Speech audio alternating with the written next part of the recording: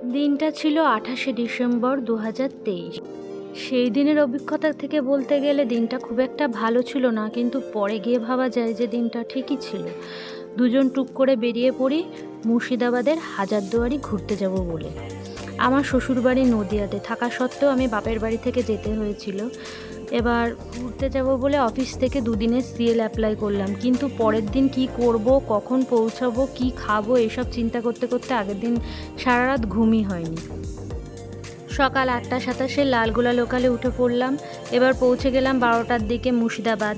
এবার সকালে তেমন কিছু খাইনি, ঠান্ডাও লাগছিল ওই সময়টায়। এবার মুর্শিদাবাদ এসে আবার গরম লাগছিল। এদিকে মাথা যন্ত্রণা শুরু হয়ে গেছে। বরকে বললাম, তুমি নদিয়ার ছেলে, এসব তোমার সমস্ত চেনা, তুমি আগেও অনেকবার এসেছো, তুমি দায়িত্ব করে আমাকে ঘুরতে নিয়ে চলো।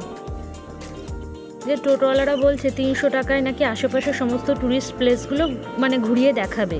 আমার বর রাজি হয়নি। ও বলল যে হাজারদুয়ারি একদম স্টেশন থেকে কাছে বলে আমরা টোটোতে উঠে 20 টাকা 40 টাকা ভাড়া দিয়ে গেলাম। এবার ভেতরে অনেক জায়গা হেঁটে হেঁটে হেঁটে হেঁটে দেখতে দেখতে পা ব্যথা হয়ে গেছে সত্যি বলতে। আর প্রচুর ছবি তুলেছি। আর সকাল থেকে তেমন কিছু খাওয়া নেই, খেতে হবে। এবার পাশে একটা হোটেলে চলে গেলাম। হোটেলে গিয়ে ভাত, ডাল, সবজি, বাটা মাছ আর মৌরলা মাছ অর্ডার দিলাম। দেখলাম ভাতে পাতে পড়লো চুল। এবার ভাতটা বললাম চেঞ্জ করে দিতে, এবার ওরা চেঞ্জ করে দিল।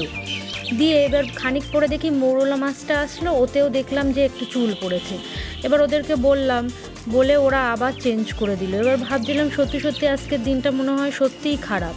তারপর খাওয়া দাওয়া করে বেরিয়ে গেলাম যে এরপরে ঘুরতে যাব। এবার রাস্তায় বেরিয়ে একজন টোটোওয়ালা বলল যে 200 টাকা নেবে, নিয়ে আশেপাশে ঘুরিয়ে দেখাবে। তাও আমার বর রাজি হলো না। ও বলল যে এত টাকা দিয়ে ঘুরতে যাব না, আমি তোমার চিনি, আমি তোমাকে নিয়ে যাবো। এবার খানিক পরে ও আবার 20 টাকা 40 টাকা ভাড়া দিয়ে আবার আমরা দুজন কাঠগোলা চলে গেলাম।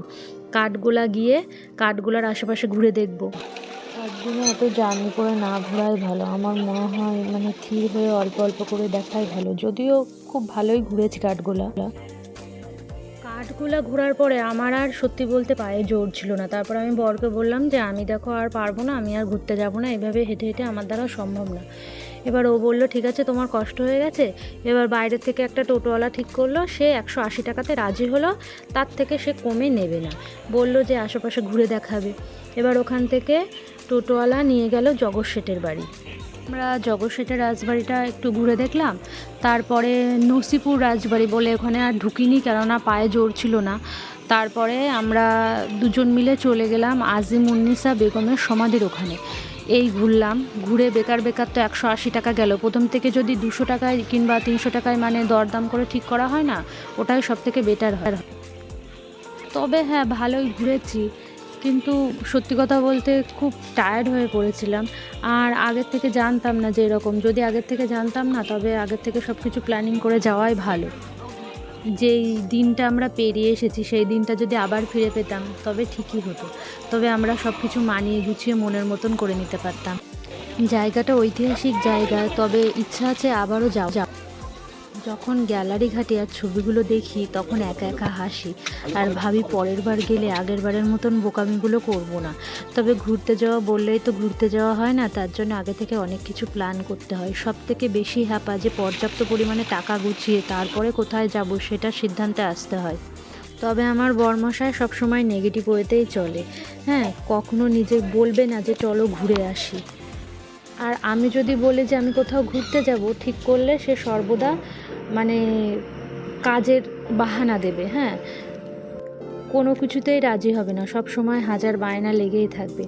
তবে কাছাকাছি কোথাও ঘুরতে গেলে এমনটা করে, সত্যি অদ্ভুত মানুষ। তবে আমিও কম না, আমিও রিকোয়েস্ট করতে থাকি। যখন যাই তখন খুব ক্লান্তি লাগে, বিরক্ত লাগে, কিন্তু পরে গিয়ে ভাবি যে এই টাইমটা খুব সুন্দর সময় ছিল, স্মৃতির পাতায় জমে থাকে।